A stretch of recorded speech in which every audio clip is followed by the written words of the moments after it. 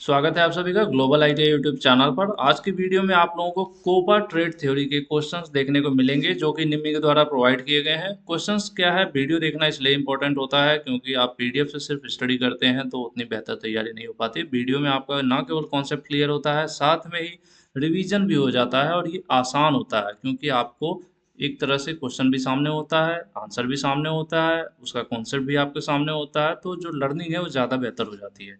Class first होगी ये, और इससे रिलेटेड पीडीएफ जो है ग्लोबल आईटीआई की वेबसाइट से आप डाउनलोड कर सकते हैं।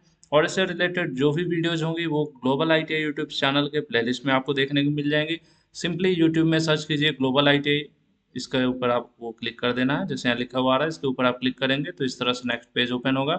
होम, वीडियोज और प्लेलिस्ट लिखा हुआ रहता है। इस तरह से अगर आप स्लाइड करते हैं तो आपको प्लेलिस्ट पर क्लिक करना, सबसे नीचे की तरफ आ जाना। यहाँ पर दो इंपॉर्टेंट चीज़ें मिलेंगी आपको। अगर आप ओपा ट्रेड के स्टूडेंट हैं तो आपके लिए एम्प्लॉयबिलिटी स्किल फर्स्ट ईयर के जो इंपॉर्टेंट क्वेश्चंस हैं वो भी आपके काम आने वाले हैं। प्लस इसके जस्ट ऊपर आप देखेंगे कोपा ट्रेड थ्योरी की प्लेलिस्ट है। तो इन्हीं दो प्लेलिस्ट में आपकी जो वीडियोज़ हैं वो वन बाई वन ऐड होती जाएंगी। और जनरली इससे रिलेटेड जो भी पीडीएफ है आपको ग्लोबल आईटीआई की वेबसाइट ओपन करना है, कोर्स पर जाना है और नीचे की तरफ देखेंगे कोपा लिखा हुआ है, इसके ऊपर आपको क्लिक कर लेना है। यहाँ पर आपको रिलेटेड पीडीएफ भी मिल जाएगा। चलिए शुरू करते हैं आज के क्वेश्चन। क्वेश्चन नंबर फर्स्ट जो है इंट्रोडक्शन, जो चैप्टर है आपका शुरुआत का, उसी चैप्टर से क्वेश्चंस लिए गए हैं। इसमें कह रहा है which is the sequence in which computer operates. कह रहा है कंप्यूटर जो ऑपरेट होता है वो किस सीक्वेंस में ऑपरेट होता है। जैसे सीक्वेंस ये होता है कि पहले हम कोई भी काम होता है ना, जैसे अगर आपको रोटी बनाना है तो सबसे पहले आप क्या करते हो, आप आटा लेते हो, उसमें पानी मिलाते हो, उसको गूंथते हो, उसके बाद रोटी को बेलना होता है, उसके बाद तवे पर रख के पकाना होता है। तो एक प्रोसेस हो गया ना। ऐसा तो नहीं होता कि डायरेक्ट आटा लेके आप तवे पर रख दोगे। तो एग्जैक्टली वही पूछ रहा है, कंप्यूटर को जो सीक्वेंस होता है कंप्यूटर को ऑपरेट करने का क्या होता है। तो हमें आपको पता है कि कंप्यूटर को जो भी हम डेटा देते हैं वो डेटा को क्या करता है, डेटा को प्रोसेस कर देता है। ठीक है, हम जो भी डेटा देते हैं कंप्यूटर्स को क्या करता है, प्रोसेस करता है। तो हम जो डेटा देंगे तो वो हमारा इनपुट हो गया, उसके बाद कंप्यूटर प्रोसेस करके उसको आउटपुट के रूप में दे देगा। इस प्रकार से अगर आप देखते हैं तो आपके जो सामने आंसर है, आंसर बी जो है यहाँ पर सूटेबल है। ठीक है, फर्स्ट का आंसर बी सही हो जाएगा। सबसे पहले आप क्या करते हैं, कंप्यूटर को इनपुट देते हैं, उसके बाद कंप्यूटर उसको प्रोसेस करता है और आपको आउटपुट दे देता है। इसके अकॉर्डिंग आपका जो है आंसर बी सही हो जाएगा। चलेंगे अब हम लोग नेक्स्ट क्वेश्चन की तरफ, क्वेश्चन नंबर टू की तरफ। क्वेश्चन नंबर टू कह रहा है which is the first general purpose programmable electronic computer. कह रहा है सबसे पहला नॉर्मली जनरल पर्पज के लिए जो बनाया गया था और प्रोग्रामेबल जो था वो इलेक्ट्रॉनिक कंप्यूटर कौन सा था। तो ये चैप्टर कुछ आपका एक तरह से history of computer and introduction of computer से इस तरह से रिलेटेड है। तो ऐसे में कुछ पॉइंट्स आपको याद करने पड़ेंगे। ठीक है, तो जो सबसे पहला इलेक्ट्रॉनिक कंप्यूटर था जो प्रोग्रामेबल था वो एनिएक था। ठीक है, इसको आपको याद रखना पड़ेगा। आपका दूसरा जो क्वेश्चन है इसका आंसर बी सही हो जाएगा। कुछ क्वेश्चन ऐसे होते हैं जिनको बहुत ज़्यादा एक्सप्लेन नहीं किया जा सकता है, तो ये कुछ इस प्रकार का क्वेश्चन है। नेक्स्ट क्वेश्चन हम लोग देखते हैं, question number three. Which type of device is computer. कह रहा है डिवाइस, जो कंप्यूटर डिवाइस है वो किस प्रकार की डिवाइस है। जनरली बहुत से लोग होते हैं, आप जब भी पढ़ाई कर रहे होते हैं तो ये चीज़ आपने ज़रूर पढ़ा होगा। सबसे पहला कंप्यूटर का जो इंट्रोडक्शन होता है, जो परिभाषा होती है, उसमें ही ये छिपा हुआ है।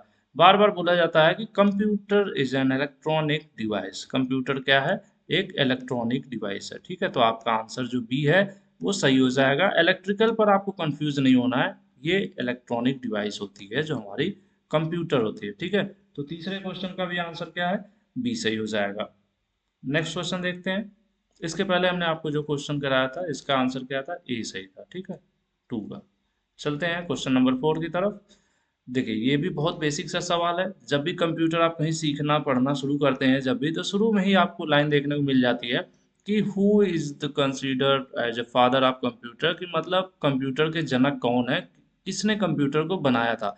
तो मुझे लग रहा है कि पहली दूसरी चौथी से जहाँ कंप्यूटर सब्जेक्ट आता है, आजकल सीबीएसई के बच्चे हैं तो बचपन से ही ये चीज़ मुझे लग रहा है हर बच्चा बच्चा जानता होगा। चार्ल्स बेबेज जो हैं, इनको ही कंप्यूटर का जनक माना जाता है कि इन्होंने जो है कंप्यूटर की खोज की थी। ठीक है, उसके बाद नेक्स्ट क्वेश्चन की तरफ हम लोग देखेंगे। हालांकि ये क्वेश्चन इंट्रोडक्शन से हैं इसलिए काफ़ी इजी इजी क्वेश्चन हैं इसमें, फिर भी हमें एक तरफ से लेकर चलना था। नेक्स्ट क्वेश्चन है हु इन्वेंटेड एनालिटिकल इंजन।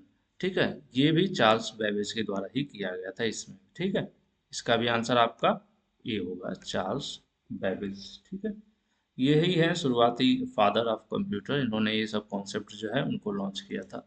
ठीक है, उसके बाद आगे बढ़ते हैं 6 नंबर की तरफ। What is the main electronic component of first generation computer? Actual में आपको पता है कि अब तो काफ़ी जनरेशन आगे बढ़ गया है। हर जो भी कंप्यूटर आता है तो उसका फर्स्ट जनरेशन की बात कर रहे हैं ना। First generation, second, third, fourth, fifth, इस तरह से नई नई जनरेशन आती गई, मतलब पुराने कंप्यूटर्स को अपडेट होते गए। नई टेक्नोलॉजी, नए प्लेटफॉर्म, सब कुछ चीज़ें बदल गई। पहले कंप्यूटर बहुत बड़े होते थे, फिर कितने कॉम्पैक्ट होते गए, एडवांस होते गए, प्रोसेसर काफ़ी एडवांस हो गए। तो ये सब चीज़ें हैं। तो ये पूछ रहा है कि फर्स्ट जनरेशन, जो पहली जनरेशन थी कंप्यूटर की, उसकी बात कर रहा है कि उसमें कौन सी ऐसी इलेक्ट्रॉनिक कंपोनेंट है जो यूज किया जाता था, जो मेन, जैसे होता है ना हर चीज़ का एक मेन कंपोनेंट होता है। तो इलेक्ट्रॉनिक कंपोनेंट की बात कर रहे हैं कि जो पहला कंप्यूटर था उसका इलेक्ट्रॉनिक कंपोनेंट कौन सा था, मेन। ठीक है। तो पहले माइक्रो प्रोसेसर और ये आईसी, ट्रांजिस्टर वगैरह नहीं यूज होते थे। ये सब चीज़ें बाद में धीरे धीरे इंट्रोड्यूस हुई कंप्यूटर्स में। पहले के जो कंप्यूटर शुरुआती दौर में बनाए गए थे उसमें इलेक्ट्रॉनिक अगर कंपोनेंट की बात की जाए तो वैक्यूम ट्यूब यूज किया जाता था। वैक्यूम ट्यूब, ठीक है। First generation of computer. अब तो जितने भी कंप्यूटर हैं उनमें सब में आपके ये सेमीकंडक्टर आईसीज हैं, ये सब यूज हो रहे हैं, माइक्रो प्रोसेसर्स यूज हो रहे हैं। ठीक है, ट्रांजिस्टर्स यूज होते हैं अब की जो कंप्यूटर्स हैं। लेकिन ये फर्स्ट जनरेशन पूछ रहा है तो उस समय वैक्यूम ट्यूब जो है यूज किया जाता था। नेक्स्ट क्वेश्चन देखेंगे हम लोग। Question number 7। What sorry how does the parallel port of transfer of bite? Actual में देखो, कंप्यूटर में सीरियल पोर्ट होते हैं, ठीक है, पैरेलल पोर्ट होते हैं, और इसी तरह से। और चलिए मैं आपको एक फिगर दिखाता हूँ, थोड़ा सा आपको यहाँ पर कॉन्सेप्ट क्लियर होगा। जैसे देखिए माउस वगैरह जो पहले, हालांकि अब तो यूएसबी माउस यूज होने लगे हैं ज़्यादातर, अभी भी पोर्ट आते हैं ये जो PS2 पोर्ट होते थे। PS2 पोर्ट का काम क्या था, इसमें जो है, इसमें आपके माउस और कीबोर्ड यूज किए जाते हैं। ठीक है, माउस और कीबोर्ड कनेक्ट किए जाते हैं। ये जो PS2 हो गया आपका, ठीक है, राउंड राउंड सा होता था। अब तो धीरे धीरे ये सब चीज़ें यूज नहीं हो रही, यूएसबी ज़्यादा यूज हो रहा है। और ये पोर्ट जो है ये आपका सीरियल पोर्ट है। ठीक है, सीरियल पोर्ट है, और ये पैरेलल पोर्ट है। सीरियल पोर्ट जनरली हमारे जो डिस्प्ले वगैरह थी, ठीक है, जैसे हमारा सीपीयू है, सीपीयू से कनेक्ट कर रहे हैं मॉनिटर को, तो वहाँ पर ये सीरियल पोर्ट होता देखने को मिल जाएगा आपको। और ऐसे ये पिंक कलर होता है और ये ब्लू कलर रहता है इसका। ठीक है, ये कलर जो है फिक्स होता है, इसको कन्वर्ट नहीं किया जा सकता, एक स्टैंडर्ड है ये। तो ये जो पैरेलल पोर्ट है जनरली बड़े बड़े प्रिंटर्स वगैरह या रेलवे में वो जो उस टाइप के प्रिंटर होते थे, तो ऐसे एक्सटर्नल, मतलब जो डिवाइसेज है उनको कनेक्ट करने के लिए पैरेलल पोर्ट्स यूज किए जाते हैं जनरली। और ये आपका तो आपका वही मतलब सीरियल पोर्ट है जो डिवाइस आपके कंप्यूटर में ही, मतलब आपका डिस्प्ले वगैरह कनेक्ट करने के लिए इस्तेमाल किया जाता है। दोनों में डिफरेंस आपको देखने को मिल रहा होगा। पिनों की संख्या में भी काफ़ी डिफरेंस होता है। ठीक है, ये आपके 9 पिन है और इसमें ज़्यादा पिन है। ठीक है, तो ये है आपका दोनों का डिफरेंस, मैंने आपको दिखा दिया। आप क्वेश्चन की तरफ हम लोग आते हैं। अगर क्वेश्चन देखें, क्वेश्चन क्या पूछ रहा था, क्वेश्चन पूछ रहा है कि दोनों ये how does the parallel port transfer data. तो ट्रांसफर करने की बात कर रहा है, जो डेटा ट्रांसफर हो रहा है एक जगह से दूसरी जगह, तो अगर पैरेलल पोर्ट में होगा तो किस प्रकार से होगा। तो जो पैरेलल पोर्ट है वो एक समय पर 8 बिट जो है डेटा का ट्रांसफर कर देता है। ठीक है, लेकिन अगर सीरियल पोर्ट आपसे पूछ देगा तो सीरियल पोर्ट में एक टाइम पे 1 बिट ही ट्रांसफर होती है। ठीक है, दो क्वेश्चन यहाँ आपसे तैयार हो रहा है। अगर सीरियल पोर्ट पूछता है कि सीरियल पोर्ट का डेटा ट्रांसफर का क्या कॉन्सेप्ट है, तो सीरियल पोर्ट एक टाइम पे, ठीक है, थोड़ा मैंने स्पेलिंग गलत लिख दी, तो सीरियल पोर्ट एक टाइम पे 1 बिट ही ट्रांसफर करता है। ठीक है, बिट बाय बिट, मतलब 1 बिट गया, दूसरा गया, तीसरा गया। लेकिन अगर पैरेलल की बात करेगा, पैरेलल पोर्ट पूछ रहा है, तो पैरेलल पोर्ट में एक ही समय पे एक साथ, मतलब आप कह सकते हैं 8 बिट ट्रांसफर कर देता है। ठीक है, यहाँ पर आंसर आपका कौन सा सही हो जाएगा, डी सही हो जाएगा। नेक्स्ट क्वेश्चन की तरफ चलते हैं। Question number 8। Which is an internal power supply unit of CPU? CPU के अंदर भी अलग अलग कंपोनेंट लगे होते हैं और सबकी कैपेसिटी अलग होती है। किसी को 2 वोल्ट चाहिए, किसी को 4 वोल्ट चाहिए, किसी को 6 वोल्ट चाहिए, किसी को 12 वोल्ट की सप्लाई चाहिए। लेकिन हमारे पास क्या होता है, हमारे पास 220 वोल्ट की पावर सप्लाई आ रही होती है। अब ऐसे में अगर हम 220 वोल्ट की सबको सप्लाई दे देंगे तो क्या होगा, डिवाइसेज उड़ जाएंगी, ठीक है, जल जाएंगी। अब उसमें मदरबोर्ड को अलग पावर चाहिए, और सीपीयू का जो सेक्शन है, फैन जो है उसको अलग पावर चाहिए, और भी अलग अलग पोर्ट्स हैं जिनको अलग अलग डिवाइस, हार्ड डिस्क है उसको अलग पावर चाहिए।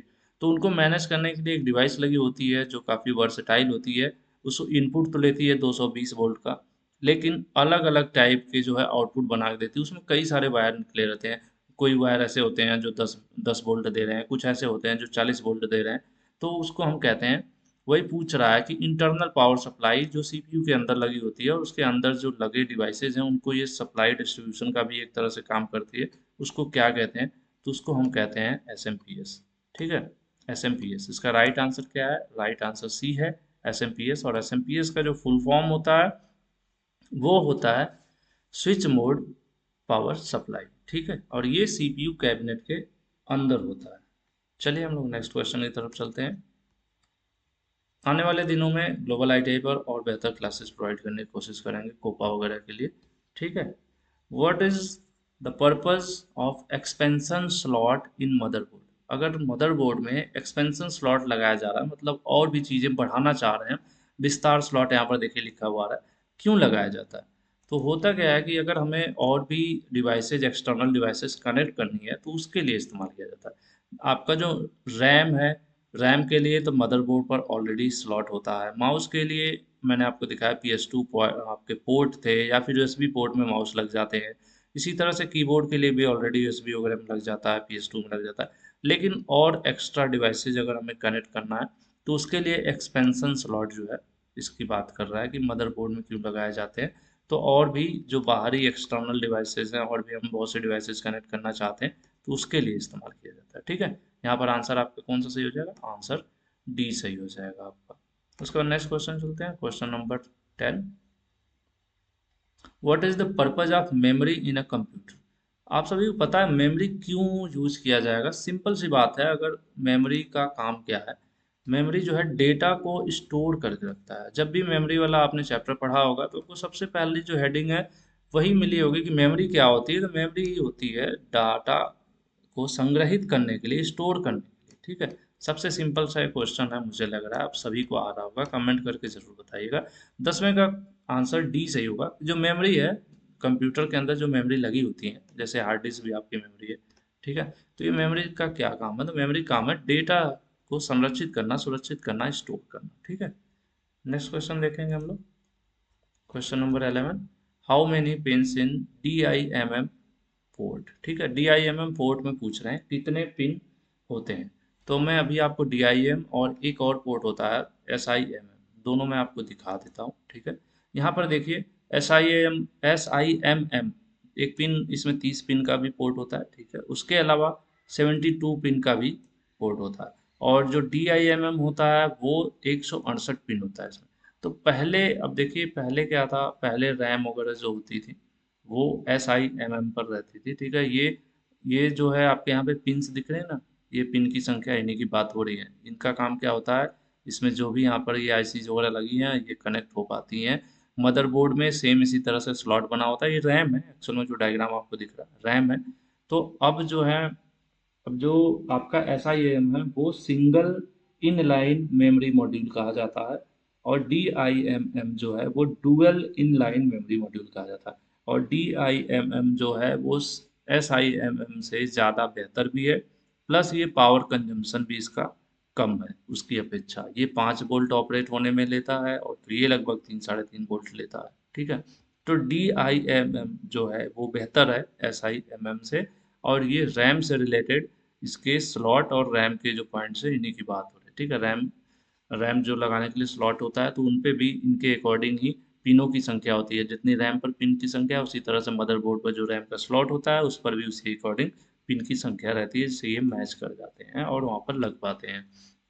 फिलहाल क्वेश्चन में क्या पूछ रहा है?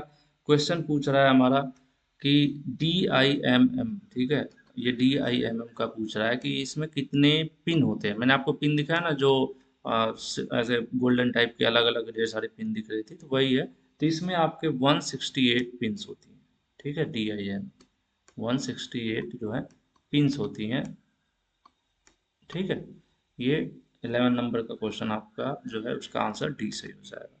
इसी तरह से नेक्स्ट होगा, मेरे अकॉर्डिंग SIMM पूछ रखा है जी। How many pins are there in SIMM? इससे पहले मैंने आपको दिखाया था। अब इसमें पूछा है कि इसमें कितने पिन होते हैं। इसमें मैंने आपको दिखाया था डायग्राम में, एक बार दोबारा दिखा देता हूँ। इसमें पिनों की संख्या जैसे 30 भी होती है, 30 पिन का भी है, 72 पिन का भी है। ठीक है, तो हम इसको ये कह सकते हैं कि 32 से 72 ठीक है, जो पहला आंसर है कहीं ना कहीं वही आपका सूटेबल दिख रहा है कि इसमें जो पिन की संख्या है वो वेरी करती है। दो टाइप की आपको देखने को मिल जाएगी, 32 पिन वाला भी मिलेगा, 37 पिन वाला भी मिलेगा। ठीक है, इसलिए यहाँ पर आंसर कौन सा सही होगा आपका, आंसर ए सही होगा। ठीक है, तो जो इंट्रो का जो चैप्टर था इंट्रोडक्शन का, उस इंट्रोडक्शन में सिर्फ ये 12 क्वेश्चंस दे रखे थे, जो इंट्रोडक्शन का मॉड्यूल था तो वो मैंने आपको करा दिए। इसके बाद नेक्स्ट जो भी आपका चैप्टर है उसके रिगार्डिंग, उससे रिलेटेड जो क्वेश्चंस है वो नेक्स्ट वीडियो में सॉल्व कराए जाएंगे। वीडियो को सूटेबल लगी कि नहीं लगी कमेंट करके ज़रूर बताइएगा। अगर यूजफुल थोड़ी भी लगी हो आपको तब फिर हम इस पर नेक्स्ट वीडियो प्रिपेयर करेंगे। अदरवाइज जैसे अगर आपको पसंद नहीं आती है तो फिर आपका और अपना दोनों का टाइम खराब करना कहीं न कहीं सही नहीं है। बाकी हम लोग और बेहतर देने की कोशिश करेंगे। आज की वीडियो में इतना ही। चैनल पर नए हैं सब्सक्राइब ज़रूर कीजिएगा और बेल आइकन भी प्रेस कर लीजिएगा, और वेबसाइट को चेक करना ना भूलें। वेबसाइट पर आपको एम्प्लॉयबिलिटी स्किल आपको भी पढ़ना है, किसी भी ट्रेड से हैं तो फर्स्ट ईयर एम्प्लॉयबिलिटी स्किल के अच्छे कंटेंट आपको यहाँ देखने को मिल जाएंगे, और आपको कोपा ट्रेड के कंटेंट यहाँ पर देखने को मिलेंगे भविष्य में।